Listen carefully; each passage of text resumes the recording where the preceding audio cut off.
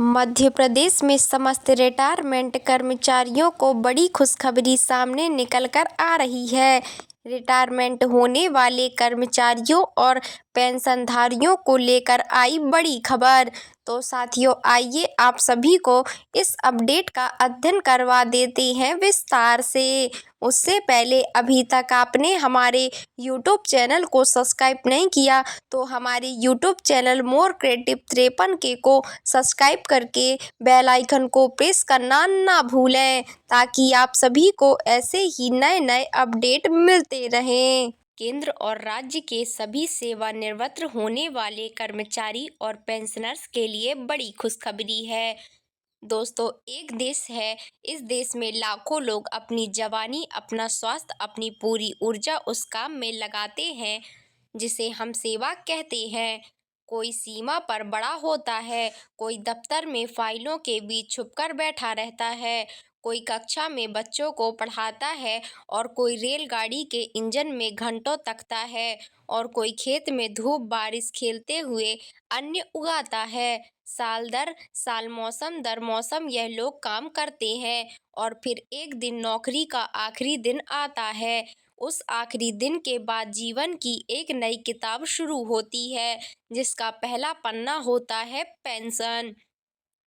Pension जो सिर्फ पैसे की कहानी नहीं है, बल्कि सम्मान की भी कहानी है। एक ऐसा वादा जो सरकार अपने कर्मचारियों से करती है कि सेवा के बाद भी उनका जीवन गरिमा और सुरक्षा के साथ बीतेगा। लेकिन हकीकत में इस पेंशन की राह हमेशा आसान नहीं होती।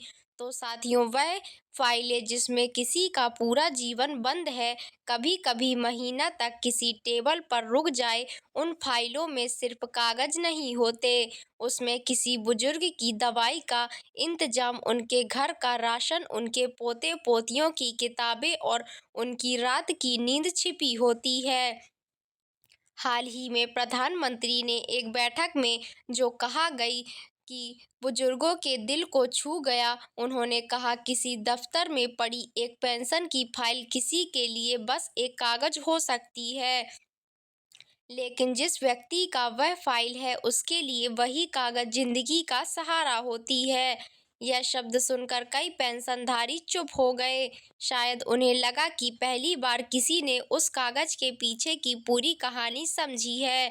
प्रधानमंत्री का कहना है कि पेंशन की फाइलों को सिर्फ दस्तावेज नहीं, बल्कि एक जीवन, एक परिवार और एक आशीर्वाद मानकर देखा जाए। यह महज एक भाषण नहीं, बल्कि एक अपील थी। उन्होंने साफ कहा है कि कोई भी पेंशन फाइल अटकी नहीं रहनी चाहिए, उसका समय पर समाधान होना चाहिए और जो लाभ पेंशनधारी का हक है, वह उन्हें बिना देरी के मिलना चाहिए। अब जरा रुकिए और गौर से सोचिए कि यह शब्द कितने सही हैं। और अगर एक महीने पेंशन लेट हो जाए तो जो बुजुर्ग पहले ही कमजोर हो चुके हैं, उनके लिए यह लेट होना सिर्फ बैंक बैलेंस की कमी नहीं है, यह मानसिक तनाव भी है। हर दिन उन्हें चिंता सताती है कि पैसा कब आएगा, दवाई का बिल कैसे भरेंगे, गैस सिलेंडर का भुगतान कैसे करें। लेकिन सिर्फ आश्वासन से काम नहीं चलता। पेंशनधारी के लिए हाल के दिनों में कुछ ठोस खबरें भी आई हैं। महंगाई भत्ते यानी डीए में 3% की बढ़ोतरी तय हुई है। पहले यह 55% था, अब 58% हो गया है। सुनने में यह छोटा सा बदलाव लगता है, लेकिन जब कोई व्यक्ति साल दर साल महंगाई की मार झेल रहा हो और उसकी आमदनी सिर्फ पेंशन हो, तो यह 3% भी बड़ा सहारा बनता है। खासकर तब जब घर में हर खर्च की गिनती करनी पड़ती है। यह बढ़ोतरी जुलाई से लागू हो सकती है, लेकिन भुगतान अक्टूबर में त्योहारों से पहले किया जाएगा। अगस्त और सितंबर में नकद मिलने के आसार हैं। दिवाली से पहले यह रकम आना सिर्फ पैसों का मामला नहीं है, बल्कि एक मनोवैज्ञानिक राहत है। त्योहार से पहले जब जेब में पैसा हो तो घर में भी रौनक के दिए जलते, बच्चों के लिए मिठाई आती है और बुजुर्ग महसूस करते हैं कि अभी भी वे परिवार में योगदान दे पा रहे हैं। लेकिन पेंशनधारियों की चुनौतियां यहीं खत्म नहीं हुई हैं। जब कोई पेंशनधारी अपनी सेवा के बाद एक मुश्त रकम लेता है तो उसकी मासिक पेंशन से एक हिस्सा हर महीने कटता है और 15 साल तक अब सरकार गंभीरता से सोच रही है कि इस अवधि को घटाकर 12 साल कर दिया जाए। 13 साल का फर्ज सुनने में छोटा लगता है, लेकिन जो लोग हर महीने गिन गिन कर खर्च करते हैं उनके लिए यह फर्क जिंदगी में एक नई सांस जैसा है। अगर यह बदलाव लागू होता है तो लाखों बुजुर्गों को 3 साल पहले ही उनकी पूरी पेंशन वापस मिल जाएगी।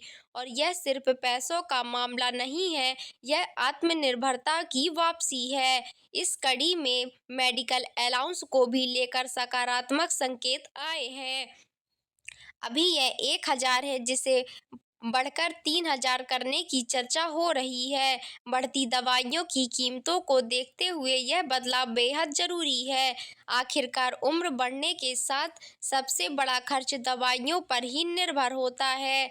इसके अलावा 75 साल की उम्र में क्या बदलाव बेहद जरूरी है।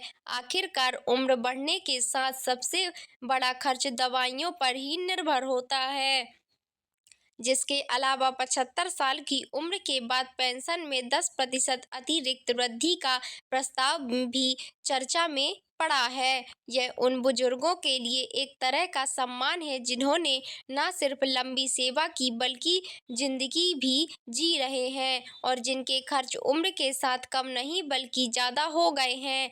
पेंशनधारियों की आवाज सिर्फ दफ्तर में नहीं बल्कि सड़कों पर भी सुनाई दे रही है।